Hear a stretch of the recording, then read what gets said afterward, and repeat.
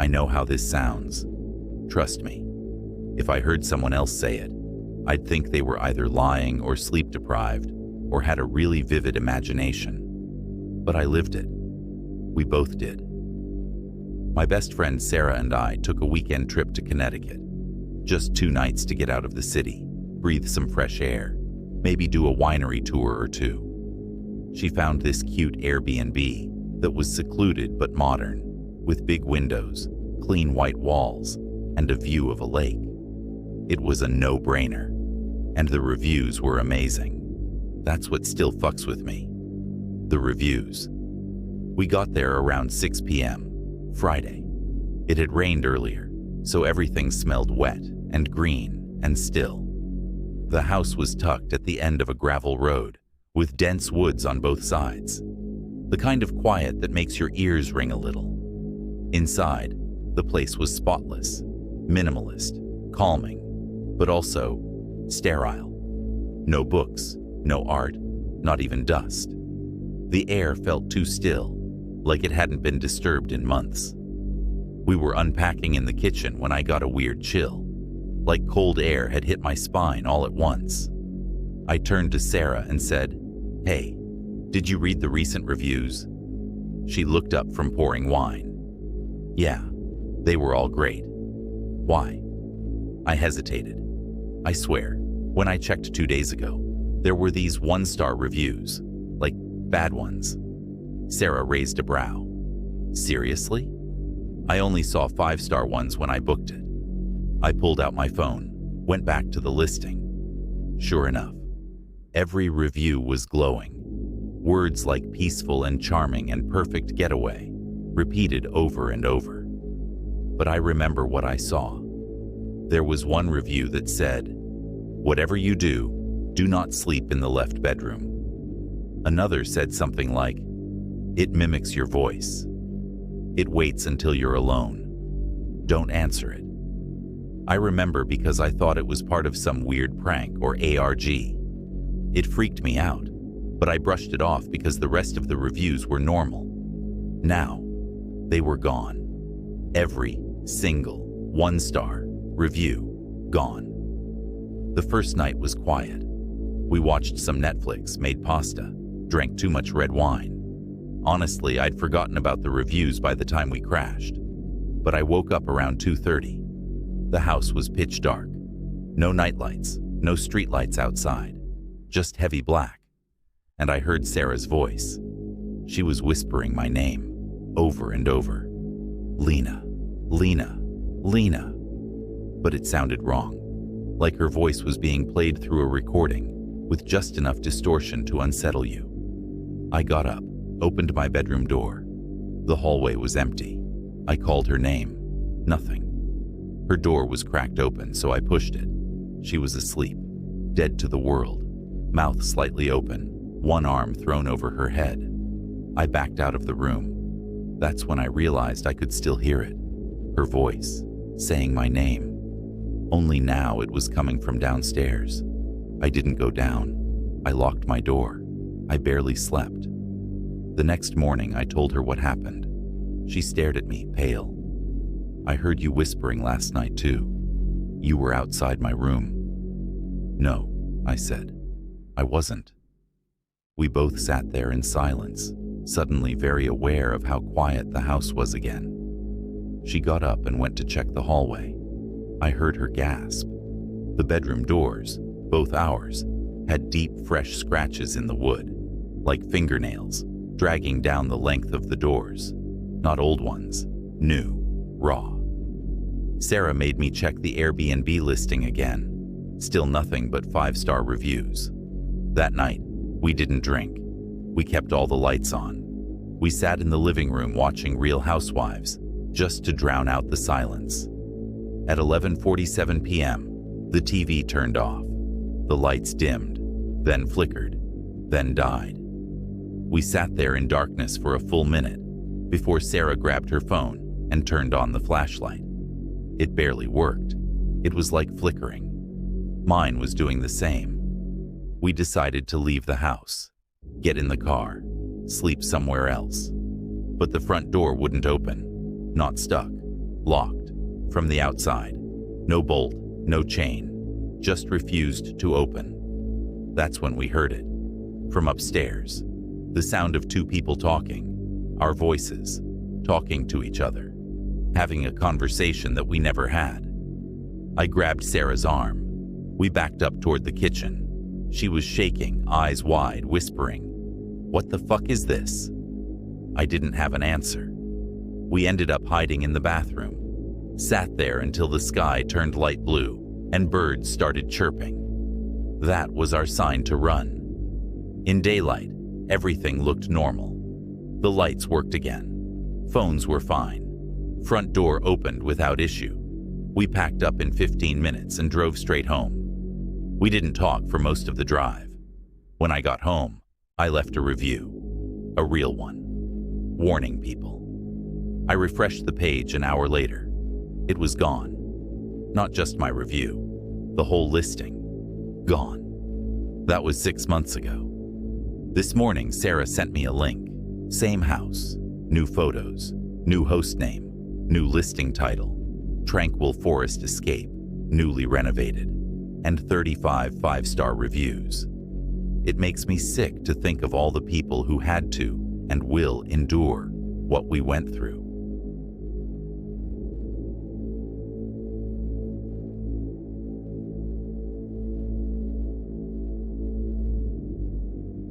We needed a break. My husband Theo and I had both been burned out from work, and our 7-year-old daughter June had just finished a rough stretch of school where she'd been getting stomach aches every morning. We booked a last-minute Airbnb just outside of Londonderry, Vermont, just 3 hours from home, but it felt like another country. The house was a long, low colonial on a sloping hill, surrounded by pine trees. It looked charming in the listing. Big front windows, a fire pit, and a little stream out back. Quaint. Peaceful. The owner, Caroline, left a handwritten note in the kitchen with a list of things to do in the area and a line in bold. "The basement is locked for safety reasons. Please do not try to open it." At the time, I barely registered it. June was different the moment we arrived. Not scared, just quiet, observant. She stood in the hallway for a long time after we unloaded the car, staring at the base of the door that led to the basement. "Someone's down there," she said flatly. I laughed, awkwardly. Theo rolled his eyes and made some comment about kids and imaginations. That night, we roasted marshmallows in the fire pit, and for a few brief hours, it actually felt like a vacation. The first weird thing happened on the second night. We were watching a movie in the living room. June had fallen asleep in my lap. Out of nowhere, we heard like a knocking or tapping sound. Not on the front door, not even outside. It came from inside the house, specifically from the floorboards beneath the couch. Theo muted the TV, and we just listened. Then silence. He laughed nervously but didn't say anything. But June sat up, eyes still half closed, and whispered, "They do that when they're bored." That night, I dreamed of breathing, wet, rattling breathing right next to my face. But when I woke up, it was just Theo snoring softly beside me. In the morning, we found small dark fingerprints on the hallway mirror. June's hands were clean. So were ours. This genuinely terrified me. By the third day, June had a full routine. She sat by the basement door in the afternoons, whispering, sometimes laughing quietly to herself, sometimes just sitting there. Her drawings changed, too. At first, they were of the house, the woods, the stream. But now she was drawing figures in the basement. Long arms, round eyes, no mouths. When I asked her what they were, she said, "People who didn't leave when the house changed. They want to come back up, but the air makes them tired." I tried not to react. I didn't want to feed into it. I figured maybe she'd seen a scary YouTube video when we weren't paying attention. I checked her iPad history. Nothing. Just animal videos and a Minecraft tutorial. The physical stuff got worse. The lights flickered constantly in the hallway. We heard scratching in the walls. And twice, we found wet footprints near the basement door, even though none of us had been outside. Theo got really quiet. He's not a superstitious guy, very logic-driven, always explaining things. But even he stopped offering explanations. One night, while brushing her teeth, June looked at me in the mirror and said, "They're getting impatient." I asked her what that meant. She shrugged. "They just want to be noticed." I emailed Caroline, the host, asking if there was an animal problem in the basement or if the house had water issues. She didn't reply for 2 days. When she finally did, the email was short. "There's nothing down there. Please don't open it." Nothing else. The final night, things escalated. Around 2 a.m., we all woke up to a screeching sound, like a chair dragging across tile, but coming from beneath the floor. Theo and I sat up, frozen, listening. Then, a door slamming, somewhere inside the house. We grabbed June and checked every room. All the doors were shut, windows locked. But in the kitchen, the basement door, the one that had been sealed, was now cracked open. Just a few inches, enough to see that the light was on downstairs. We hadn't even known there was a light. Theo moved toward it. I grabbed his arm. He hesitated, then quietly shut the door, latched it, and pushed the heavy kitchen island in front of it. That night, all 3 of us slept in the same bed. Lights on. We left early the next morning. Didn't even stay for breakfast. As we were backing out of the driveway, June looked at the basement window. They just wanted to tell someone they were there. That's all. They're lonely. I still don't know what to make of that. I was scared for months after this, especially since June would still whisper, as if she was talking to the people in that basement. I wondered if they somehow latched onto her. As of now, June has stopped whispering, and things seem to be normal again. I thank God she never went down there, because I don't know what would have happened.